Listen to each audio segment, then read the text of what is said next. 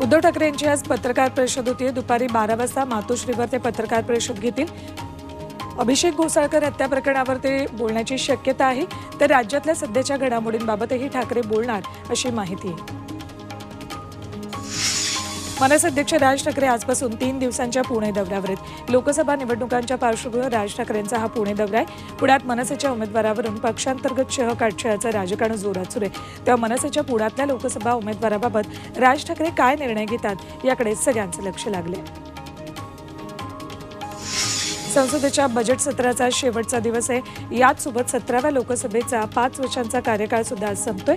त्याच पार्श्वभूमीवर पंतप्रधान नरेंद्र मोदी आपलं शेवटचं भाषण लोकसभेत करणार आहेत। संध्याकाळी 5 वाजता मोदी लोकसभेतलं निरोपाचं भाषण करतील।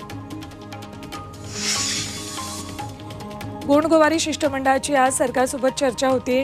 गोंडगोवारी जमातीला अनुसूचित जमातीचं अमृत नोनी आर्थो प्लस ये एक प्रूवन फॉर्मूला है। इसमें मौजूद नोनी फल के गुण और आयुर्वेदिक जड़ी बूटियां शरीर को जरूरी पोषक तत्व देने के साथ साथ हड्डियों और जोड़ों के घिसने, उनमें होने वाले सूजन और दर्द को रोकने में मदद करता है। दर्द मुक्त जीवन के लिए अमृत नोनी ऑर्थो प्लस। प्रमाणपत्र, वैधता प्रमाणपत्र तसंच अनुसूचित जमातीचे इतर लाभ मिळावे यासह विविध मागण्यांसाठी 26 जानेवारीपासून नागपुरात आंदोलन सुरू आहे। आंदोलनाची दखल घेत सरकारनं त्यांना आज चर्चेसाठी बोलावलं आहे। सगळ्या सोयऱ्यांच्या कायद्याबाबत सरकारची भूमिका स्पष्ट नाहीये, त्यामुळेच आजपासून बेमुदत उपोषण करत असल्याचा इशारा जरांगेंनी दिला। उपोषण सुरू करण्याआधी जरांगे अंतरवाली सराटीमध्ये मराठा समाजाची बैठक घेतील। ही बैठक संपल्यावर 12 वाजेपासून ते उपोषणाला बसतील। तर मराठा बांधवांनी आपापल्या आमदारांना फोन करावे असं आवाहन जरांगेंनी केले। सर्व आमदारांनी मराठा आरक्षण कायद्याच्या बाजूने बोलावं यासाठी आग्रह धरा असं आवाहन सुद्धा जरांगेंनी केले। धुळे जिल्ह्यामध्ये त्वरित कुणबी प्रमाणपत्र देण्याची मागणी मराठा बांधवांच्या वतीनं करण्यात येते।